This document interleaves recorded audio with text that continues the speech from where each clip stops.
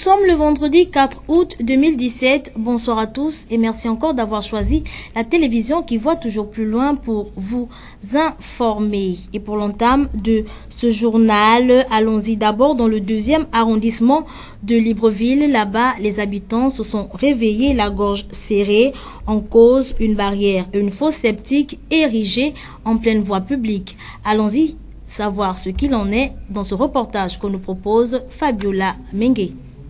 La cause de ce mouvement d'humeur est un ressortissant ouest-africain, M. Saïdou Kane, fils d'Habib Silla, le célèbre maire du 2e arrondissement, pour tous ses soi-disant bienfaits. Sur Saïdou Kane, ayant acheté une parcelle et décidé d'ériger une bâtisse, le problème vient quand à celui-ci dépasserait, semble-t-il, les limites données par le cadastre. Dit-on que c'est lui qui a payé ici chez les voisins. Lui, au lieu de respecter les limites qui ont été données par l'État, lui, il déborde. Et qu'est-ce qu'il fait? Puisque chez moi, je n'ai pas une grande maison, j'ai une petite maison, ce qui veut dire que plus tard, moi, je serai cassé. Eux, ils seront toujours dans leur barrière. Pas plus tard qu'avant-hier, ils sont venus, ils ont même dépassé les limites qu'on les a montrées. Ils sont venus jusqu'à la route pour faire leur barrière. Moi, je leur ai dit non, la route normalement, c'est 6 mètres. Vous ne pouvez pas aller à moins de 6 mètres pour faire votre barrière sur la route. Et finalement, plus tard, moi, je serai cassé parce que moi, je ne suis pas dans une grande maison et je ne suis pas dans la barrière. Et puis, ici, nous avons des eaux, vraiment, quand il pleut, des eaux qui montent. Ici, ça s'inonde. Donc, il y a 2 canaux. Il y a un canal de votre côté et un canal de mon côté. Qu'est-ce qu'ils ont? Ils ont barré chez eux, c'est-à-dire chez eux, il n'y a plus de canal. Le canal passe maintenant de mon côté, comme vous le voyez. Et ce qui veut dire que quand les pluies vont arriver, puisque leurs eaux, les eaux qui reviennent de chez Habib Silla et chez Seydou, ces eaux-là passent par chez nous. Et les eaux usées de leurs fosses, tout ça, ça passe par chez nous. Quand les pluies vont arriver, tout ça, ça va passer par champ. Et c'est moi qui serai emmerdé. La preuve en est que le caniveau qu'ils ont fait, moi je leur ai même demandé que si vous voulez faire le caniveau, achetez des blocs devant le colasse et tout le reste. Au lieu de faire les briques, eux ils ont préféré monter les briques. Ils ont dit non, tu n'as rien à dire. Bon, comme moi je ne suis rien, je n'ai pas d'argent. Eux ils ont au moins l'argent. Ils vont tout faire. Ils ont fait ces briques que vous voyez là. Et ils ont fait ça à mon insu, sachant qu'ils ont su que je n'étais pas là. Parce que le jour qu'ils ont mis le béton, je n'étais pas là ce jour-là. C'est comme ça qu'ils ont fait leur béton. Ils ont commencé à monter leur mur. Quand je suis arrivé en soirée, moi aussi c'était faux. Les populations qui ne comptent pas se laisser faire ont tenu à exprimer leur mécontentement. L'histoire de la route ou bien quoi. Si ce monsieur ne vient pas casser, ne vient pas bouger ce qu'il a monté là, moi je prends ma massette, on va se retrouver au tribunal. Je viens de tout ça. C'est pas normal. Je ne peux pas quitter le Mali, je ne peux pas quitter le Gabon pour aller au Mali, pour aller faire ce qu'ils ont envie de faire là. Dans un pays de droit, les gens qui gèrent ce fameux pays là, il faut qu'ils écoutent ce qu'on dit. C'est comme ça la motade va monter. Et quand la motade monte, on va arriver que non, les Gabonais sont mauvais. Apparemment, voir les ajustements de cette famille, ils se croient à l'abri de toute impunité car ils connaissent sur quoi et au nom de qui ils fonctionnent depuis des années de la sorte. Effectuons à présent un bref tour dans la capitale économique, précisément dans le 3e arrondissement, parler de ces travaux d'aménagement de la principale voie de communication de l'île Mondji qui ont repris depuis quelque temps. Un constat mené ici par Edwin Axel Ndiengi et Diane Bouanga de Média Plus. Entamés avec de nombreux arrêts depuis quelques années, les travaux de construction de la principale voie de communication île Mondji-Tchengue viennent de bénéficier d'une petite avancée de plus de 150 mètres après l'église de la Vérité Divine dans le 3e arrondissement de la commune de Port-Gentil. La distance des travaux, c'est à peu près 150 mètres, sinon 200. Donc là, nous sommes en train de faire le réglage en cocassé. Et d'ici là, nous espérons qu'il n'y aura pas d'autres soucis pour nous empêcher de pouvoir terminer le travail. Dans les bonnes conditions jusqu'au terminus, parce qu'on fait un réglage déjà presque fini. Et on attendra maintenant rien que l'enrober. Sinon, c'est vrai que le réglage fini qu'on attend pour pouvoir entamer avec l'enrobage habituel. À ce niveau des 10 travaux, on aperçoit déjà une partie de la barrière de l'établissement secondaire du CS de Bac-Aviation. Une avancée mitigée, mais qui soulage actuellement les populations. La population aussi, ils sont mécontents, sinon ils sont mécontents. Mais quand même, ils reconnaissent que c'est une avancée. C'est quand même significatif. Mais ils aimeraient bien qu'effectivement, quand on regarde la petite marge de travaux à faire, à terminer, ils aimeraient que ça puisse déjà aller jusqu'au bout. C'est bon, c'est une bonne affaire, mais la route est petite. Parce que normalement, il fallait faire comme Samangué ou le Transo, la nouvelle du Transo. Là, mais là, c'est une dernière route quand même de la ville. Elle devait être grande, mais elle est petite. Ça, c'est piste d'éléphant, ça. Pour ça, on ne peut pas vous dire le contraire. Ça ne peut que soulager la population. Tout n'est pas seulement les élèves, la population en général. Mais qu'est-ce que vous voulez? C'est ça, on ne peut plus la casser, l'agrandir. Ben, ça va, c'est comme vaut mieux ça que rien. Selon les responsables de l'entité Socotépé, dans quelques jours, ils vont retirer leurs engins de ce chantier. Parlons éducation à présent. Les agents du ministère de l'Éducation nationale en poste au service de desserrage du dit ministère se sont vus enfermés dans leurs locaux par un enseignant réclamant tout simplement son salaire suspendu depuis déjà 4 mois. Euphrem Biyogo Edzo et Fleury Aseondo pour le reportage. 4 mois de salaire impayé, assorti de multiples difficultés d'ordre personnel. Le délégué provincial de la Convention nationale des syndicats du secteur éducation de la province du Moyen-Ogooué n'a pas eu d'autre moyen que d'user de la force. Il a tout simplement fermé les locaux de la DRH du ministère de l'Éducation nationale. Mon salaire a été suspendu depuis 4 mois. Aujourd'hui, nous sommes au 5e mois. Le monsieur me dit, faites les documents. J'ai monté tout un dossier. En fin de compte, qui a coupé mon salaire, c'est le gouverneur du Moyen-Ogooué. Ce monsieur ne m'a jamais notifié. Il n'a jamais notifié l'Éducation nationale. Et alors, lorsque le DCRH me demande de composer un dossier parce qu'il va demander au gouverneur de réhabiliter mon salaire, le gouverneur, selon nos sources, refuse. Il dit qu'il va d'abord demander au gouverneur de Logo et Vindo si réellement il peut me réhabiliter le salaire. Mais la question que je pose au DCRH au téléphone, mais monsieur le DCRH, pourquoi vous ne pouvez pas couper le salaire d'un agent du ministère de l'Intérieur? Et pourquoi c'est toujours l'Éducation nationale que l'on méprise les enseignants? Et pourtant, la santé est à grève. Pourquoi le gouverneur de l'Est-Ouïr ne coupe pas les salaires des agents de la santé? Et ce monsieur me répond, qu'est-ce que tu veux que je fasse? Au demeurant, l'homme a tout fait pour entrer en contact avec ses responsables hiérarchiques sans solution apparente. Ce matin, lorsque j'arrive, je demande la présence du DCRH. C'est un monsieur déjà qui déserte son bureau. Il n'est jamais à son bureau à temps. Parce que pour motif, il va d'abord au cabinet du ministre, il va d'abord rendre compte au ministre je ne sais quoi, mais il vient ici comme il veut. Et lorsqu'il vient, il ne vous reçoit pas. Et ce matin, quand j'arrive, je demande à ses secrétaires, est-ce que le DCRH sera là au bureau? Elles me répondent, on ne sait pas. Je dis, mais vous ne pouvez pas connaître l'agenda de votre patron? Bon, comme vous ne savez pas, maintenant, moi, je vais vous amener à savoir. Donc, il fallait que je boucle, je leur prenne en otage pour que le DCRH réagisse au téléphone, pour me demander, est-ce que je peux patienter? Il va appeler le gouverneur du Moyen-Ogooué. Et ce n'était qu'un avertissement, 6h25. Je n'ai pas mon salaire. Des faits tels qu'énumérés ici en cachent bien d'autres, d'autant plus que lui, Patrick Mombo, est également sans salaire pour des raisons similaires. Et avant de poursuivre cette édition d'information, ce communiqué relatif à la décision arbitraire du ministère en charge de l'énergie visant à annuler l'agrément technique accordé à la Consuélec pour accomplir les missions de contrôle des installations électriques sur le territoire gabonais. Je vais comme ça vous faire la lecture de ce communiqué. Depuis l'apparition du quotidien L'Union du 24 et du 26 juin 2017, le ministère de l'Eau et de l'Énergie a rendu public un communiqué annonçant l'annulation de l'arrêté numéro 000-100-MERH-SG-DGE du 21 juin 2016 accordant agrément technique à la Confédération gabonaise pour la sécurité des usagers de l'électricité, en abrégé Consuélec, comme organisme agréé pour accomplir les missions de contrôle des installations électriques sur le territoire gabonais.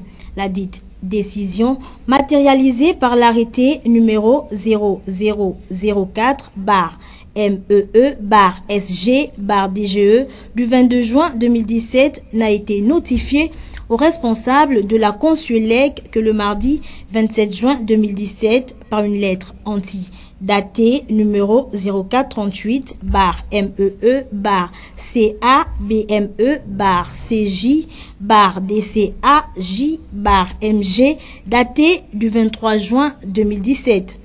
En dépit des recours et interpellations adressées aux autorités compétentes soulignant la violation flagrante des dispositions réglementaires et contractuelles encadrant la mission de service public léguée à la Consuélec par le ministère en charge de l'énergie, les responsables du dit ministère s'obstinent à mettre à nu leurs contradictions internes par une cacophonie dont la presse se fait l'écho depuis quelques semaines. Afin de protester contre cette mesure autoritaire et les contre-vérités distillées pour la justifier, les responsables et agents de la Consuélec observeront un sit-in au parking de l'immeuble abritant les services du ministère en charge de l'énergie le lundi 7 août 2017 à partir de 8h pile. Voici, c'était là un communiqué de la Confédération gabonaise pour la sécurité des usagers de l'électricité. Parlons grève à présent avec les agents publics de l'État qui ne décolèrent pas avec la multiplication des mouvements d'humeur, grève sit-in, observés ça et là, revendiquant tout simplement des meilleures conditions de vie et de travail. Retour sur ces grèves à répétition dans ce reportage que nous propose Inès Ngunga Mombo. On ne le dirait jamais assez. Aucun secteur de l'administration publique ou parapublique n'est épargné des grèves à n'en point finir. Dans un passé récent, c'étaient les membres de la CONECICED et de la dynamique unitaire qui étaient au pied de grue devant les locaux des instances dirigeantes du pays en exigeant les meilleures conditions de vie et de travail. Le tour est revenu à l'intersyndicale des régies financières et administrations assimilées d'emboîter le pas.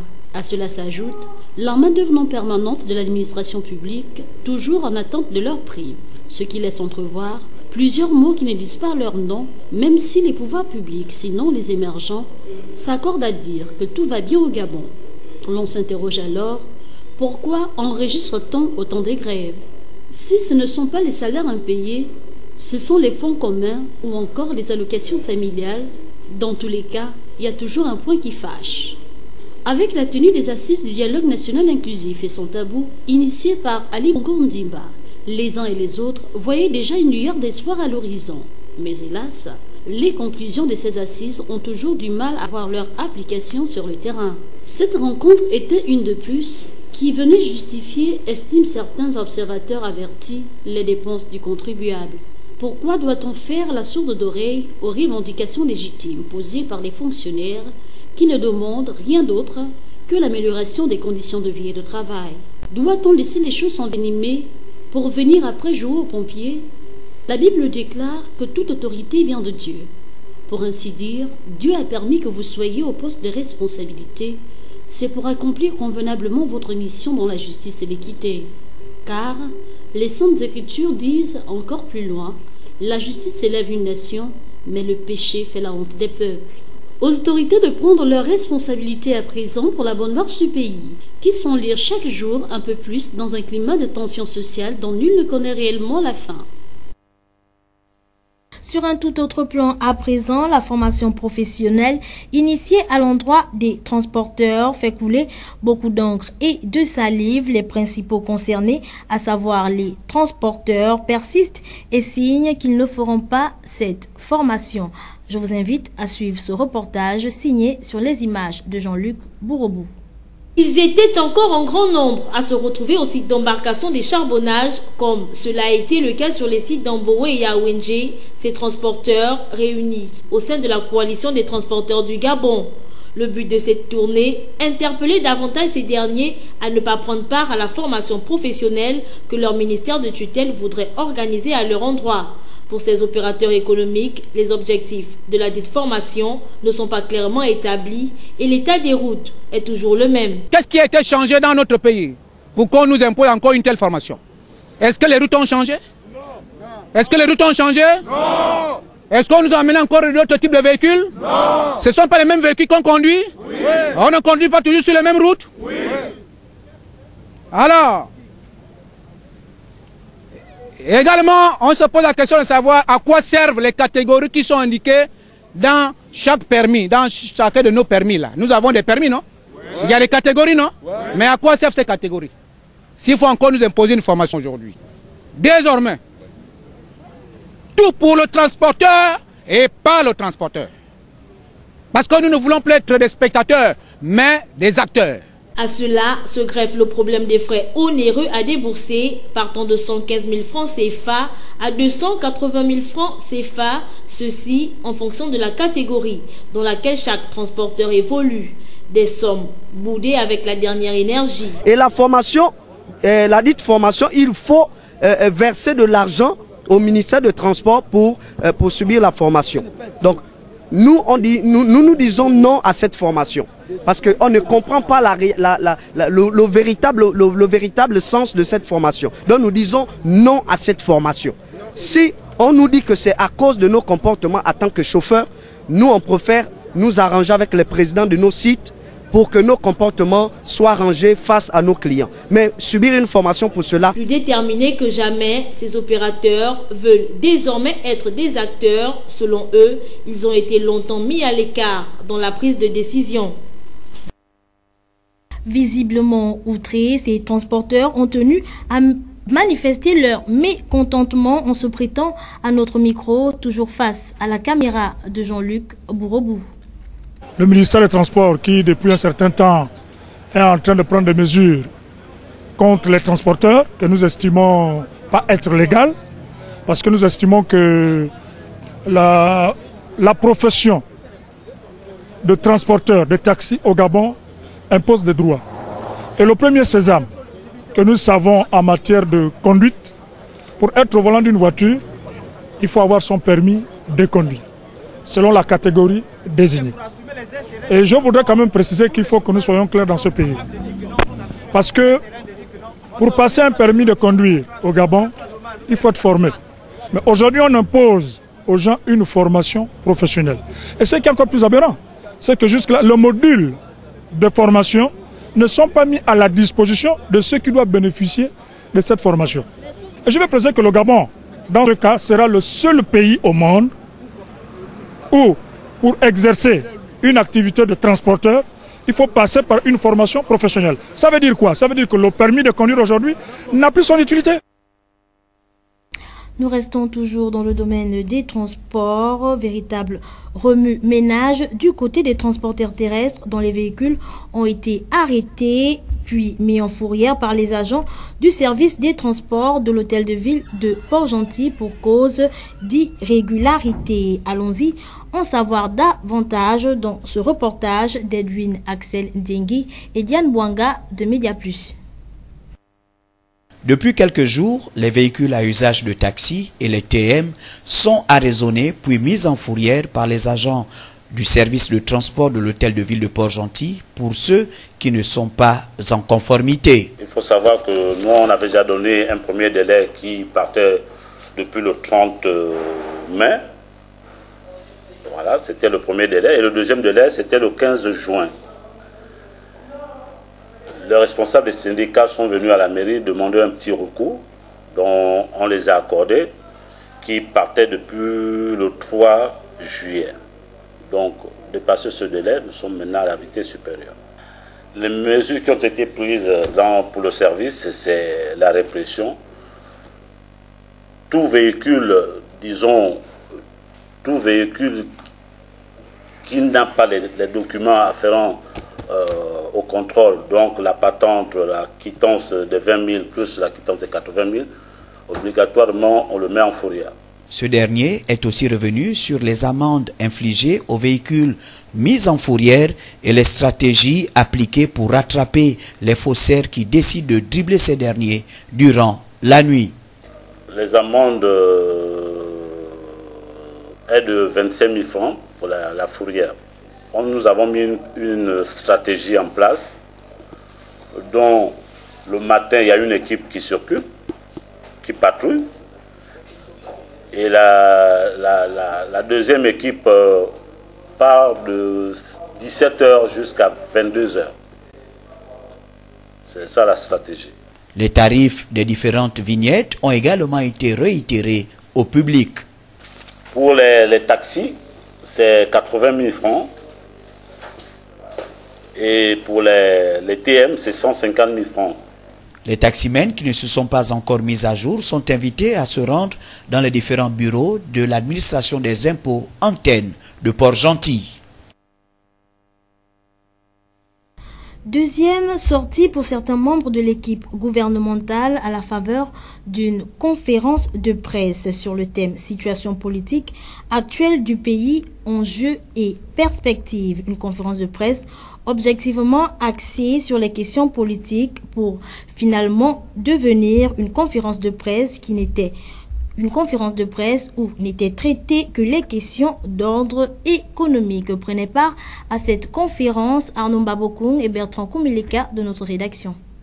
C'est près de 6 Irak de l'équipe gouvernementale actuelle et précédente qui sont réunis ici autour de la table à la faveur d'une conférence de presse conjointe autour de la thématique « Situation politique actuelle du pays, enjeux et perspectives » pour un attelage à forte connotation d'acteurs politiques et économistes. Tel qu'indique le thème retenu, c'est plutôt le ministre de l'économie qui présentera le tableau de bord de l'économie gabonaise au cours des 3 dernières années en apportant des démentis et en clarifiant les zones d'ombre. La conférence de presse de ce jour nous donne l'opportunité de revenir sur la situation économique et financière du Gabon et surtout d'apporter certaines clarifications et infirmer certains propos d'une certaine opposition le plus au sein de la coalition dite la Nouvelle République. Le gouvernement a choisi la bonne gouvernance, donc d'échanger de façon transparente en ce qui concerne la situation de l'économie gabonaise. Cette volonté de bonne gouvernance s'est illustrée même il y a 2 jours dans le cadre d'une rencontre entre le Fonds monétaire et la société civile.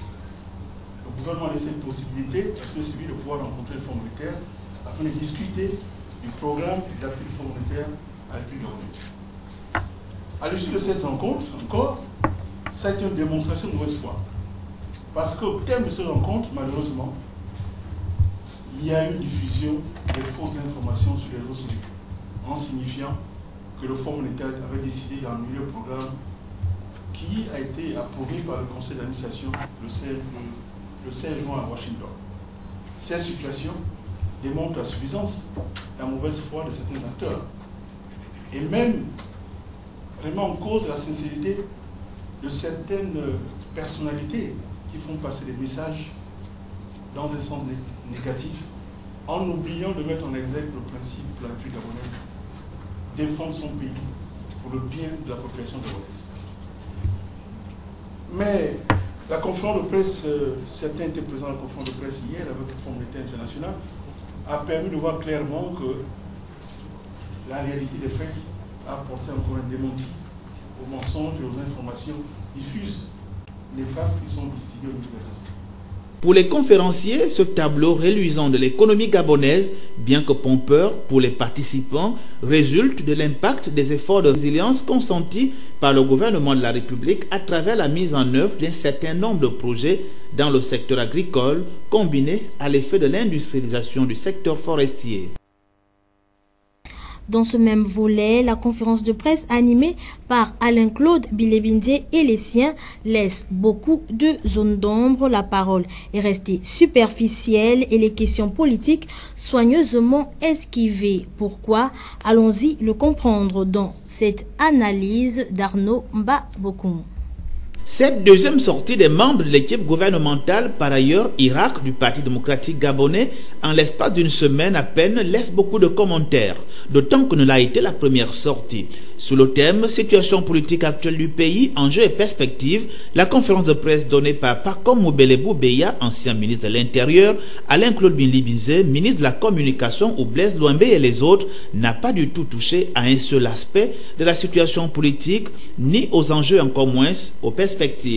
En énonçant un tel thème, le premier exercice consistait donc à quantifier la situation politique actuelle du Gabon en disant si elle est en bonne ou en mauvaise voie. Cette réflexion consistait par ailleurs à examiner les origines sinon les causes dont en somme, les conférenciers auraient dû expliquer détail après détail ce qu'ils entendaient par situation politique, car s'ils ont pensé à un tel thème, c'est parce qu'ils auraient fait un constat peut-être inquiétant ou alors qui augure des lendemains politiques meilleurs, mais s'il ça avait été le cas pour cette deuxième réflexion ou hypothèse, l'OMB et les siens l'auraient fait. Ne l'ayant donc pas fait, la première réflexion de constat amer traduirait implicitement ce qu'ils auraient voulu dire sans toutefois franchir le Rubicon, se confinant plutôt dans l'étalage de la bonne santé économique du Gabon dans une allure d'éloge publicitaire à l'actif d'Ali Bongo Ondimba. De même, ils n'ont pas réussi à élucider la situation politique actuelle du pays tels ils ont défini dans le thème. Il y va aussi des enjeux et des perspectives contenues dans le même thème. En effet, par enjeu, Simon Ntutumeman et les siens ne sont pas parvenus à tirer le parallèle de l'enjeu d'avec le premier pan de la thématique. Aussi, ils ont laissé volontairement les perspectives où ils pouvaient pourtant se rattraper, en ce sens que la perspective, bien qu'en aval d'une situation vécue, est une proposition de sortie de l'enlisement ou de crise, c'est selon. Alors, qu'ont-ils bien voulu dire réellement? Aurait-il l'expertise avérée de la thématique définie ou alors que c'était une sortie médiatique de rédemption? Pour paraphraser mon confrère du journal Le Temps, qu'il n'y a de vérité que le temps ne révèle. Et suite à cette sortie, des ministres du Parti démocratique gabonais, Marc Ona et Sangui, acteurs de la société civile gabonaise, condamnent les propos tenus par ces derniers. Nous l'écoutons ici au micro de Frem Biyogo Edo. Il y a une conclusion toute simple. Nous avons en face de nous des monstres, des bourreaux. Ils se croient à une époque où tout était permis. C'est-à-dire, ils se croient à une époque où l'impunité était de rigueur à tous les niveaux. Mais je pense qu'ils se trompent. J'ai bien écouté M. Paco Mobele. Alors, lui qui parlait de la valeur humaine, c'est-à-dire nous sommes tous Gabonais, on se connaît, il ne faut pas cracher sur les morts. J'ai écouté également M. Louembe, qui parlait du respect des morts. Je pense qu'eux-mêmes, ils devraient commencer à respecter les morts. Ne pas reconnaître qu'il y a eu des morts au QG de Jean-Pierre le 31 août. Ne pas reconnaître qu'il y a des impacts de balles. Vous, journalistes, si vous allez au QG de Jean-Pierre aujourd'hui, ce qui vous frappe, ce sont ces impacts de balles qui sont encore là. Je pense qu'on devrait ériger ce siège, on devrait en faire un musée, pour que les générations futures viennent voir exactement ce qui s'est passé le 31 août 2016. On est ministre des Affaires étrangères d'un pays. On est membre du gouvernement d'un pays. On a été ministre d'Intérieur au moment des faits. Et cracher sur ces morts, ces Gabonais qui sont morts. Beaucoup de parents sont en train de pleurer aujourd'hui. Je connais un père de famille qui a perdu ses 3 enfants, là. Et dire devant le monde entier qu'on ne connaît pas un seul parent qui pleure son parent. Qu'on ne connaît pas, il n'y a jamais eu de trace d'impact de balle. Et ce monsieur, que je pouvais peut-être respecter, que je ne peux plus respecter, qui ose demander aux journalistes d'aller regarder s'il y a des impacts de balles au QG de Jean-Ping, je dis, ce sont des monstres. Mais ils oublient une chose. Chacun son tour chez le coiffeur. Et c'est la nature du système qu'ils incarnent. Un système d'assassins, un système de voleurs, de violeurs, de bourreaux, à la limite un système de monstres. La seule chose qui compte, c'est leur vie. Mais ils oublient que leur vie ne représente absolument rien. Leur vie est aussi infime que la nôtre. Leur vie est aussi infime que celle de ceux qui sont partis le 31 août. Mais on retiendra que M. Moubele, M. Biliwinze, M. Louembe, M. Obameman, M. je ne sais pas comment il s'appelle, que ce jour-là, ils ont craché sur les fils et les filles gabonais qui sont tombés ce 31 août parce qu'ils ont osé revendiquer leur vote. Retrouvons à nouveau Marc Ona et Sangui dans cette interview exclusive accordée à nos reporters. Je connais personnellement M. Boukoubi. J'ai beaucoup de respect pour lui.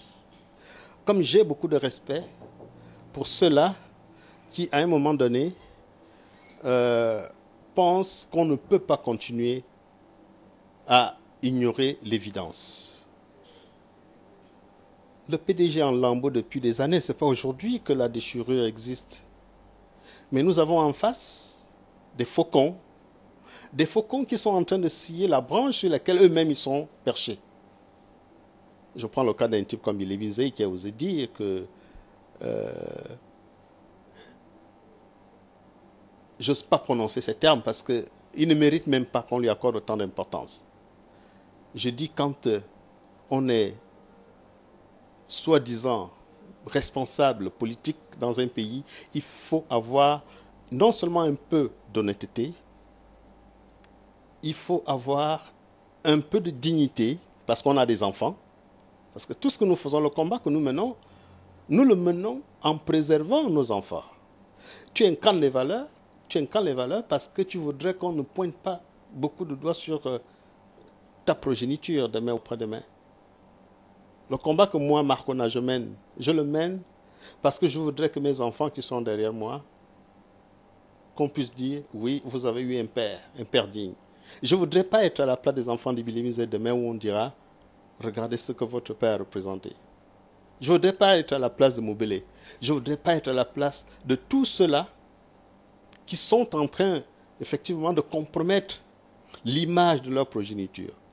Parce qu'ils veulent défendre un système, ils veulent défendre leur bout de pain, ils sont prêts à tout, ils sont prêts à tuer, ils sont prêts même à cracher sur les morts, ils sont prêts à dire des choses qui ne sont même pas dignes des êtres du XXIe siècle. Mais ils oublient, nous sommes à l'ère du numérique, nous sommes à l'ère des réseaux sociaux, ils ne peuvent plus rien cacher. La preuve, les moindres phrases qu'ils peuvent prononcer, tout le monde est au courant. Selon vous, quelles peuvent être les causes de l'échec scolaire au Gabon? Et pour ce faire, retrouvons Léa Matitabissa et Jean-Luc Bourobou. Nous sommes là dans la rubrique réservée à l'expression libre. Selon vous, quelles peuvent être les causes de l'échec scolaire au Gabon? C'est dû à plusieurs paramètres. Hein. La grève, l'État. Parce qu'en fait, si les enseignants étaient bien entretenus, je pense qu'ils ne devaient pas avoir cette affaire-là. À ma connaissance, cela, à ma connaissance. Merci. Bon, les causes de l'échec scolaire au Gabon, c'est surtout que je me dis que l'administration n'est pas organisée du départ jusqu'à la fin. Et aussi, regardez aussi le problème des enseignants qui se plaignent à tout moment, qui cause l'échec de l'enseignement ici au Gabon. Et aussi, beaucoup de jeunes s'enivrent beaucoup, qui donnent du fait qu'il n'y a pas parfois de bons résultats par rapport à ce que le ministère de l'enseignement entend des jeunes, surtout aussi. Il y a trop de va-et-vient, des jeunes qui s'enivrent, qui se droguent partout, mais qui fait en sorte que même l'année scolaire, on voit aussi les problèmes des enseignants, on voit aussi les problèmes des élèves aussi. C'est à peu près ce que moi je vois. Hein. Donc. Concernant l'échec scolaire au Gabon, c'est parce que tout simplement l'administration ne veut pas, n'est-ce pas, prendre les choses en main pour penser, n'est-ce pas, à l'avenir du futur progéniture. C'est un peu ça. Parce que nous sommes tous des pères enfants, nous sommes tous des responsables de famille. Il faudrait que, n'est-ce pas, le gouvernement puisse, n'est-ce pas, prendre leurs choses en main pour penser au futur. Donc si je laisse mon enfant sans pourtant, n'est-ce pas, penser à lui, ça ne peut vraiment pas m'arranger. Le gouvernement ne doit pas penser seulement, c'est rien qu'à eux, qu'ils ne doivent pas être là pour bouffer, rien que pour eux. Ils doivent penser au prochain, n'est-ce pas, dont nous sommes en train de faire élever. Ça au entier quoi, je connais pas. Non, c'est ça, moi je maîtrise pas. En fait, je maîtrise pas et je peux pas vous préciser encore, vous dire exactement, mais je connais pas. Je sais que les réalités sont là, on vit ça quoi. Je connais pas. Je suis pas bon, en fait, je suis pas le mot exact pour vous décrire encore, pour vous préciser. Mais je connais pas. On vit les réalités, c'est ça. On espère tous que les choses puissent changer dans le temps futur quoi. Et pourquoi pas aujourd'hui. En tout cas. Merci monsieur. Selon moi, c'est parce qu'il y a trop de grèves. Il y a trop de grèves. On vit que des grèves. Donc c'est un échec pour la rentrée scolaire. C'est ça, non? Merci, monsieur. Plusieurs causes.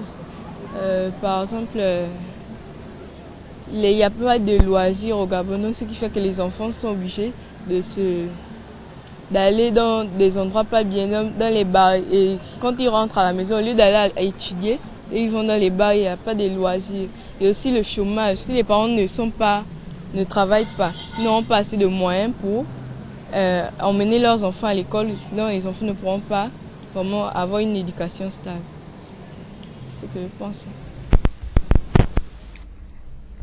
Une interrogation qui a tout son sens au regard des résultats enregistrés pour cette première phase du baccalauréat jugé médiocre par certains observateurs avertis. Voilà, c'est sur ce que nous refermons cette édition d'information réalisée par l'ensemble de la rédaction. Merci à vous de nous avoir suivis. Au revoir.